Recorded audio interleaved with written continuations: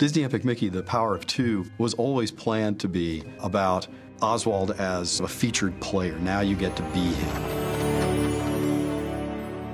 Oswald is the quintessential forgotten Disney character. He was a major superstar in his time, and I think using him in Wasteland to be the driving force of what's going on there is the perfect choice.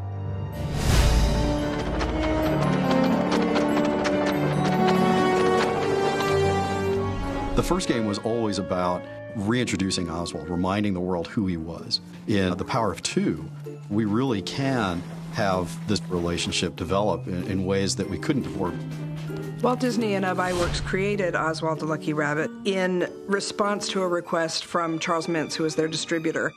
They wanted a new character and created a cartoon called Trolley Troubles. It came out in 1927 and was an instant hit pretty much with the public.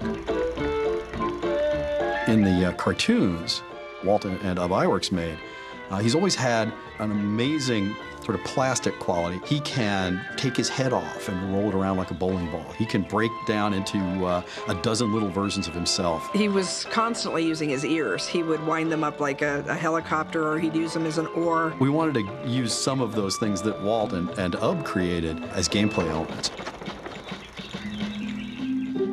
When Walt went back to New York to renegotiate the next year's series of cartoons, Charles Mintz told him at the time, not only am I not going to give you more money for these cartoons, but I actually own the character through your contract, and I've hired away most of your animators, and so you're going to have to do things the way I want you to.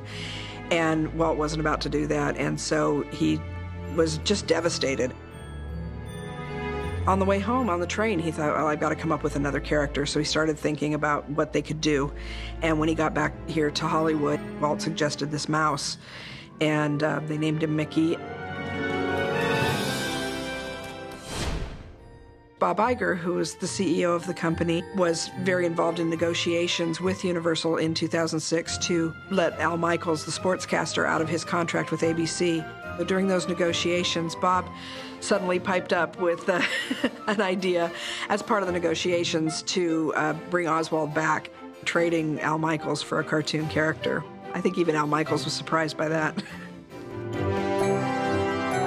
Having something like this come up, something cutting edge and brand new, reawaken an interest in a character that's been gone for over 80 years is really exciting to a historian.